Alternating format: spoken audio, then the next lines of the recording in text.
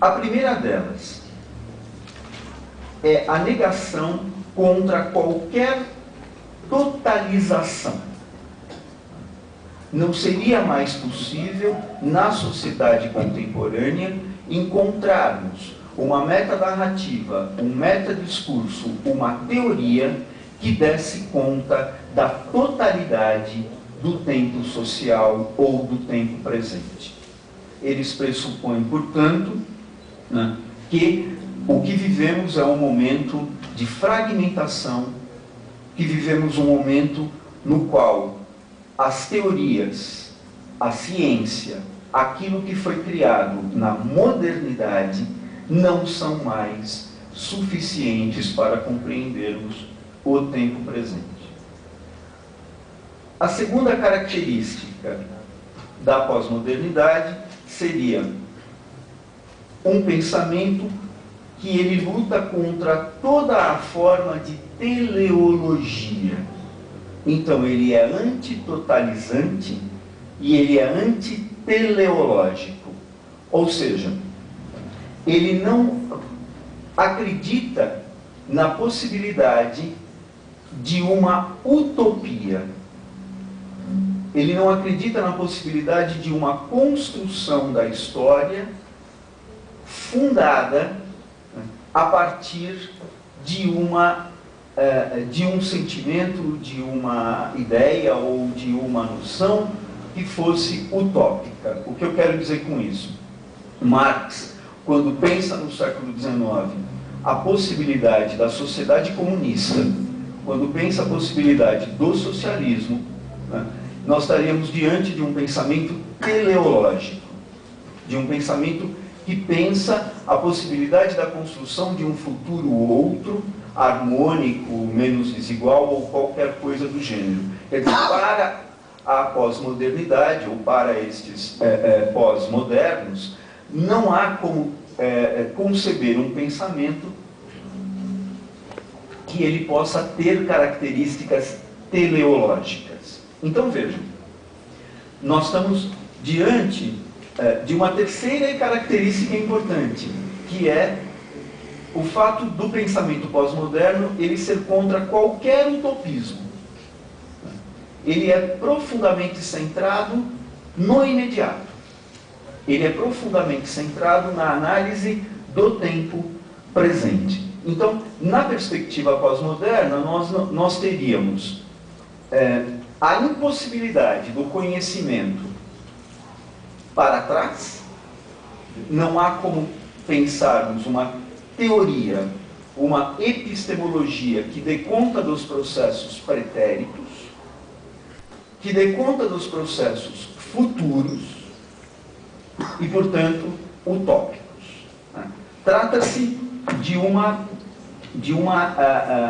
noção, eu volto a frisar, de uma noção de conhecimento cética com relação àquilo que seriam as possibilidades do conhecimento. Bom, já vai ficando claro, portanto, né, que nós estamos pensando, digamos, uma ideia sobre a história que ela de fato acredita estarmos vivendo um momento histórico não paradigmático. Eu acho que isso já ficou claro, né? As teorias do passado não dão mais conta, né? E a fragmentação do presente nos impede a pensarmos utopicamente a construção, digamos, do futuro, né? Isso me leva a uma noção de história, que é um outro elemento que me parece importante para nós pensarmos. Nega-se a história como narrativa, a história como a narrativa do progresso humano, a história como metanarrativa, a história como metalinguagem. Não seria mais possível, na sociedade contemporânea, construirmos uma história encadeada, linear, que desse conta, no plano do discurso, de conectar todos os elementos do vivido de uma sociedade.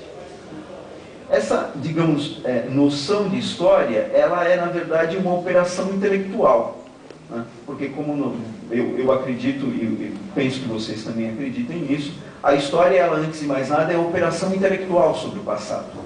É quando o historiador se debruça sobre o passado e opera intelectualmente uma série de informações e produz uma história, né, que ela é, no plano da reflexão nossa, uma operação intelectual. A pós-modernidade, ela nega essa operação intelectual. Ela nega a possibilidade de uma construção de um pensamento histórico que ele tenha a narrativa e que ele tenha a ideia de progresso, e no fundo que ele tenha a possibilidade mesmo da emancipação humana. E do outro lado, essa noção de história, ela também está não só como operação intelectual, mas ela também está como vivido, né? Fragmentado. Né? Não acreditamos mais nas classes sociais, não acreditamos mais nos coletivos, não acreditamos mais na possibilidade das coesões entre os vários grupos, né? Não acreditamos mais, portanto, numa certa articulação social das classes mais possível e mais objetivada, e que isso levasse, evidentemente, na perspectiva minha, de vocês, à revolução e à superação. Então, enquanto operação intelectual, não acredita-se mais uma história que ela possa ser a narrativa do progresso humano e que levaria, portanto, teleologicamente à superação, e enquanto vivido, os pós-modernistas também não acreditam numa possibilidade de que hoje reeditemos uma noção explicativa da sociedade, como, por exemplo, as próprias classes sociais. Eu estou tentando montar um quadro para que nós possamos ter um diálogo e pensar as implicações de tudo isso. Né? E o último item ainda desse segundo movimento é que a pós-modernidade, ela se assenta numa noção de tempo.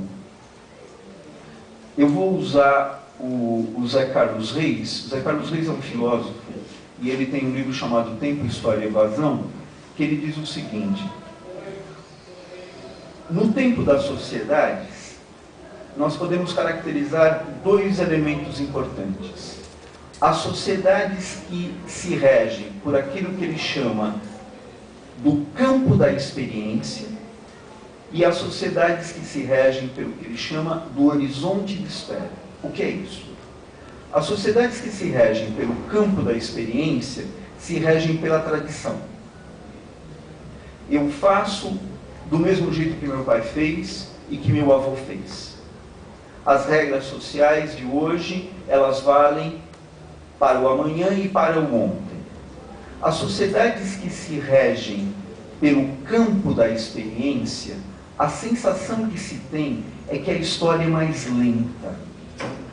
A história anda mais devagar. A história do tempo presente se assemelha mais ao tempo passado. Os códigos do passado continuam válidos para o presente. As sociedades que se regem pelo horizonte de espera, elas vivem um tempo mais apressado, que é o caso da sociedade capitalista, que é a modernidade. Fundamentalmente, nós vivemos com o olho no futuro. O passado não nos diz muito. Como meu pai fez, eu não faço mais. Meu pai é mecânico de automóveis. Se eu fosse mecânico de automóveis, como meu pai era, eu ia morrer de fome. Porque hoje o carburador é eletrônico e ele estava ainda no mecânico. O capitalismo, a sociedade burguesa e a sociedade que nós vivemos, elas são exemplos de sociedades que se regem pelo horizonte de espera e não pelo campo da experiência.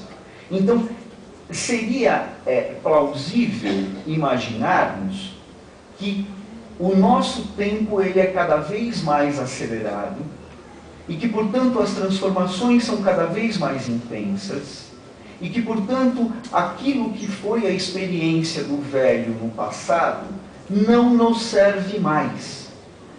É desta noção de tempo que a pós-modernidade se alimenta. É trabalhando em cima dessa perspectiva que eles dizem: o nosso tempo presente é pós-moderno, porque as lutas sociais do passado, as teorias construídas pelos nossos antepassados, né, a perspectiva sobre a revolução ou quaisquer outras coisas já ficaram no tempo do moderno.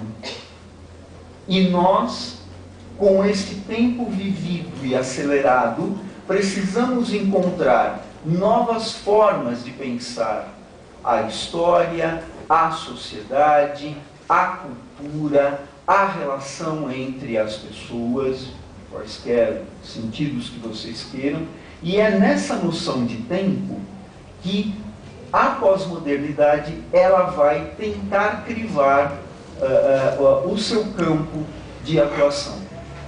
E, de alguma maneira, portanto, tentando pegar uma noção de tempo e radicalizar uma noção de tempo que não é uma noção de tempo pós-moderna, mas é uma noção de tempo da própria modernidade capitalista.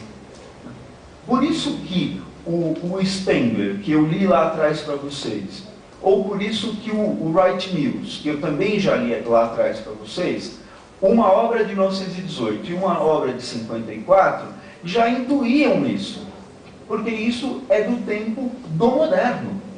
Esta ideia de que o presente se distancia cada vez mais do passado.